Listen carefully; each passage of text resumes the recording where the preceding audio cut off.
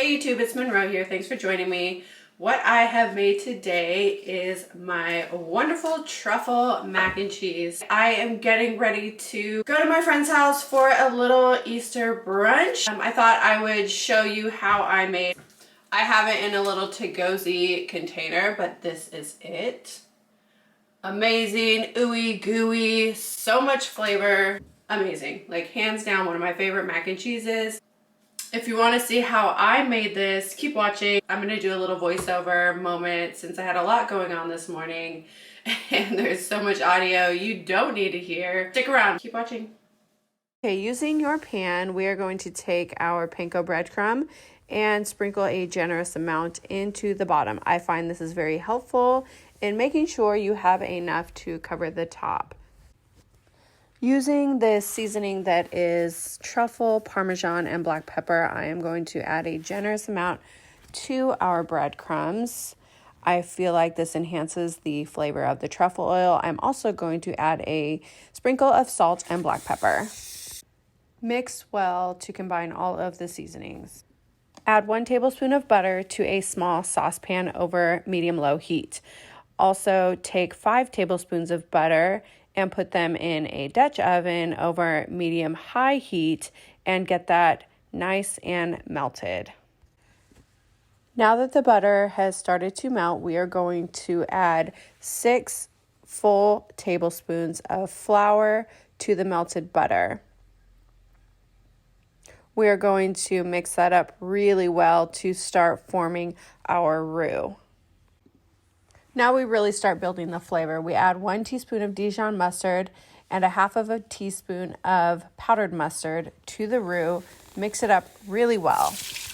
After the roux cooks for about 2 minutes, go in with 5 cups of whole milk.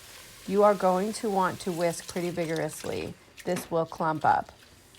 This cream is going to cook for about 5 minutes. You're going to want to whisk the entire time so that no clumps form and that the milk does not scorch on the bottom.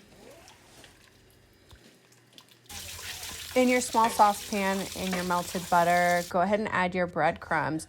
We are just toasting these up so that we don't have to bake them. You'll want to stir them quite a bit so that they don't burn, and keep a close eye on them. They do go pretty fast. Give your pasta water a hefty handful of salt. We are going to go in with my favorite macaroni noodles, some cavatappi. Give it a stir, cook it until it is al dente, I believe about 9 minutes.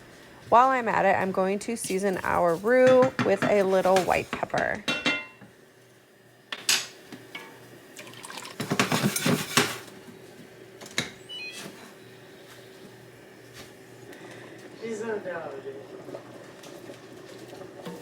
Don't lick your lips.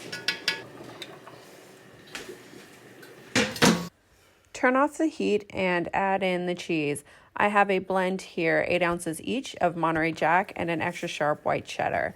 I am going in with about a teaspoon of salt for some flavor. Mix really well, stirring so that the cheese can completely melt. We are then going to go in with our noodles, our cavatappi pasta, stir extremely well, get all the cheese mixed around the noodles, and we are going to turn the heat back on over medium-low and cook this for about 5 minutes just so everything gets to know each other and it's all cooked and combined.